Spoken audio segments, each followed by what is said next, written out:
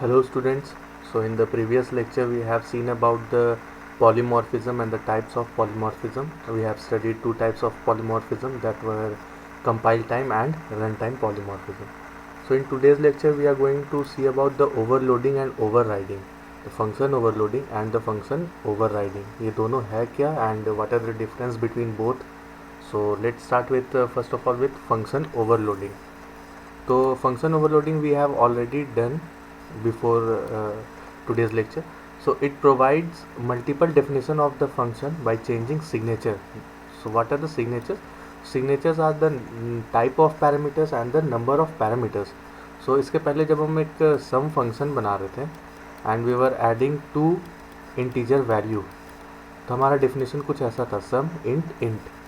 अगर similarly हम लोग अगर sum में तीन इंटीजर वैल्यू कर रहे थे तो int int and int. So in this function, in the second one, what we are doing, we are adding the three numbers, three integer type numbers. But in the third one, let's suppose that we are having a sum and a floating point number and also a floating point number. That is, we have to add two numbers and both are floating point numbers. तो ये जो cases है तो ये एक होता है function overloading. इसका मतलब क्या हो गया कि एक नाम से हम मोर देन वन या दो तीन चार n नंबर ऑफ फंक्शंस बना रहे हैं एक नाम से, but the number of parameters and the type of parameters ये दोनों में से डिफरेंस होना चाहिए. सो यहाँ पे क्या है, we are having two number, here we are having three and again here we are having two. तो जहाँ टू एंड थ्री है वहाँ पे तो डिफरेंस पहले से ही है, but when we are having two and two तो we have to check that what is this is of two integer type and this is of two float type. तो यहाँ पे type of parameter that means the data type of the parameter is changed. तो either the number of parameter और the return type or not return type or the parameter type, that is the data type of the parameter should be changed. So these are the examples. So we can also see this example for void area. We are calculating some area of any shape and we are sending one parameter, one integer type parameter. Similarly in this one we are also calculating area and we are sending two parameters, that is a and b, both are of integer type. यहाँ पे हम लोग दो parameter send कर रहे हैं. तो इसका एग्जांपल हो सकता है सर्कल, कि अगर हम एक रेडियस सेंड कर रहे हैं and we are have to calculate the area of circle such that area, और यहाँ पे आर हम सेट किए. अब इसके अंदर रिटर्न क्या करेंगे, सर्कल का जो एरिया होता है वो यहाँ से रिटर्न करेंगे. सिमिलरली अगर ए एंड बी है तो इन ए और B what we have to do, we can return the area of any rectangle, length and breadth, ये length है ये breadth है, और length and breadth send करके we can calculate the area of a rectangle. So let's see the practical implementation using the program. So here is a program of function overloading and we have also done similar type of programs before. So we are having three functions, test, test and test.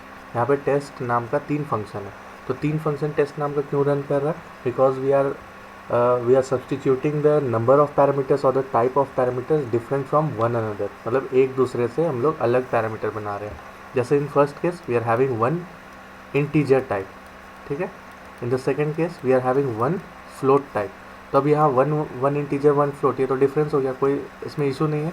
In the third one we are having two parameter, that is first one is int and the second one is float. तो int और float अगर दो है तो यहाँ पे किसी तरह का दिक्कत होना ही नहीं चाहिए, क्योंकि ये पहले दो में तो वन पैरामीटर है and in the second we are having two parameters. तो अब स्टार्ट करते हैं इंट मेन से. So we are defining one integer variable, one float variable and यहाँ पे जैसे हम कॉल कर रहे हैं, this is the calling function. तो यहाँ पे कॉल करने के टाइम पे we have to send this such as, अगर हम यहाँ पे इंट डिफाइन किए तो we have to send this int a, मतलब ए जो इंटीजर टाइप है वही हम लोग सेंड करेंगे इंट में. And in case of float what we have to send the float variable. But in case of int and float we have to send both the int and float. The first one A is integer type and B is floating type variable. तब ये main का काम हो गया. And after main what we have to do, we have to define the function. अब हम function को use किए तो फंक्शन को कहीं ना कहीं तो डिफाइन करेंगे ना, इसके अंदर का क्या कोड है, क्या आउटपुट होना चाहिए. So the first function is, जहाँ पे एक इंटीजर वेरिएबल हम सेंड कर रहे हैं, we are printing the value of that integer variable. In the second function we are printing the value of that float variable, and in the third function we are printing the value of the integer variable and also the float variable. So the output of this code is first integer number 5, then float number 5.5, and the third one integer number 5 and float number 5.5. So this is an example of function overloading. Let's move on to function overriding. So पहले बता दे रहे कि in function overriding is always done in the case of inheritance. जब हम inheritance कराते हैं, in that case only we override the function. जैसे कि क्लास पेरेंट क्लास में एक फंक्शन है, लेट्स सी दैट ये this is the parent class, ये पेरेंट क्लास है, and this is the child class, क्योंकि ये इसको इनहेरिट कर रहा है. मतलब क्लास ए जो हमारे पास है वो पेरेंट क्लास है, और क्लास बी जो हमारा है that is the child class. So class B is inheriting the properties of class A. So यहाँ पे देख ले, this the word display and again we are having word display. तो दोनों के पास वर्ड डिस्प्ले. तो जब हम कॉल करते हैं, इफ़ सेपरेटली हम लोग अगर जब कॉल करेंगे, that means whenever we are calling the class A तो ये वाला डिस्प्ले होगा, and whenever we are calling the class B तो ये डिस्प्ले होगा. But in case of calling class B, ये तो इनहेरिट हुआ यहाँ से भी, तो ये क्यों नहीं डिस्प्ले हो रहा? Why this is not being displayed? Because this function which is of class B is overriding the function. मतलब ये जो फंक्शन है वो ओवरराइड कर रहा है इसको. दैट मीन्स ये जो पहले से डिस्प्ले फंक्शन ए का है उसको ओवरराइड किया कौन? क्लास बी का. तो क्लास बी वाले जब ओवरराइड किया तो क्लास बी वाला ही डिस्प्ले होगा. The parent class function will not be displayed in case of function overriding. So it is the redefinition of base class function in its derived class with same signature, that is यहाँ signature का मतलब होता है return type and parameter. In the last example also we have seen in case of function overloading. So when we are having the same definition and return type, but we are defining, मतलब हम जो definition होता है function का वो अलग कर रहे हैं. तो in case of inheritance ये function overriding is been executed. तो let's see one example. Here we are having a base class, this is the base class और the parent class, and inside that we are displaying, we are defining a function. ये function बना रहा है और इसके अंदर message है this is display method of base class. और दूसरा फंक्शन है so. So inside so what we are displaying that this is so method of base class. तो इसी तरह से सिमिलरली हम लोग डिराइव्ड क्लास का भी करेंगे. डिराइव्ड क्लास में we are also having this display function and this display function. तो डिस्प्ले फंक्शन में क्या किया, this is the display method of derived class. तो now what we have to do, अब हम लोग यहाँ पे ये जो इनहेरिटेंस होता है that we have done over here. So अब इनहेरिटेंस का प्रॉपर्टी क्या बोलता है कि चाइल्ड क्लास में जितने भी पेरेंट क्लास का ऑब्जेक्ट है या data members and member functions है वो भी डिराइव्ड हो जाता है. That means this display and this so, ये दोनों फंक्शन अभी डिराइव्ड क्लास में भी आ गया है. दैट मीन्स डिराइव्ड क्लास में दो डिस्प्ले फंक्शन है, एक खुद का है और एक जो डिराइव्ड होकर आया है. ठीक है.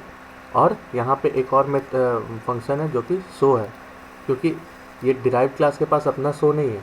So it will work with the so function of base class.